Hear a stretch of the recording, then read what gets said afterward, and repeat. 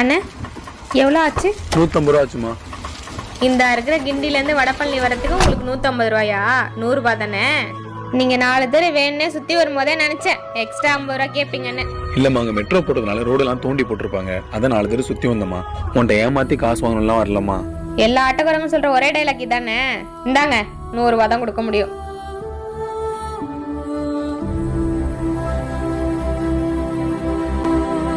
ஐயோ, பர்ஸ் விட்டுட்டு போயிட்டாங்க. ஏமா ஒரு நிமிஷம் நில்லுமா. இந்தம்மா பொண்ணு, ஏமா நில்லுமா. இப்ப என்ன வேணும் உங்களுக்கு? 50 ரூபாய்லாம் கொடுக்க முடியாது. 50 ரூபாய் கிட்ட பின்னாடி வர வெள்ளம் வச்சுக்காதீங்க.